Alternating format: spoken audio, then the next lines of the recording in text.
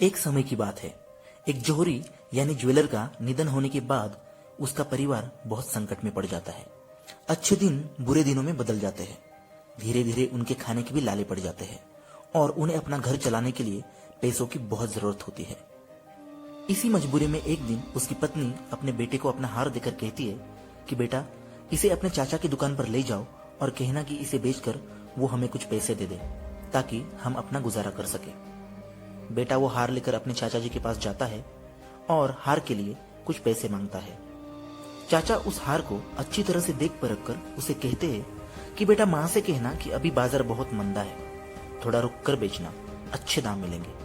और उस बच्चे को कुछ पैसे देकर उन्होंने उसे अगले दिन से दुकान पर आने के लिए कहा। अगले दिन से वो लड़का रोज दुकान पर जाने लगा और वहां हीरे रत्नों की परख करने का काम सीखने लगा। धीरे धीरे दिन गुजरते गए और एक दिन वो अपने शहर का एक बहुत बड़ा पारखी बन गया और लोग उसके पास दूर दूर से अपने हीरों की परख कराने के लिए आने लगे।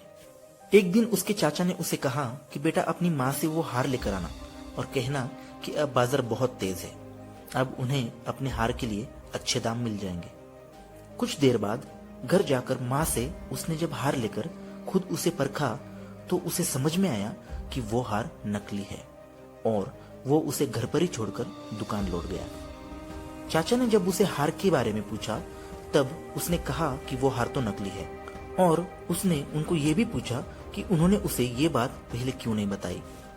तब चाचा ने कहा कि बेटा, जब तुम पहली बार हार लेकर आए थे तब अगर मैं उसे नकली बता देता तो तुम ये सोचते कि आज हम पर बुरा वक्त आया, तो चाचा हमारी चीज को भी नकली बताने लगे।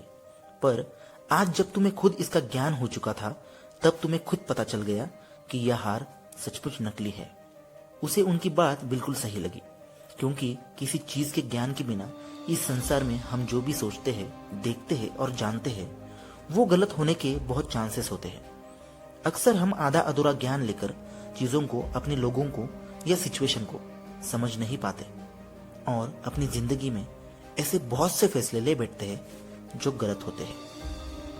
ये कहानी हमें यही बताती है कि किसी चीज या सिचुएशन के हिसाब से अगर कभी फैसला लेना हो तब हमेशा देख परख कर और सोच समझ कर लीजिए। जिंदगी खुशियों से भर जाएगी। कहानी पसंद आई हो तो लाइक जरूर करना और चैनल को सब्सक्राइब जरूर करना। फिर मिलेंगे। धन्यवाद।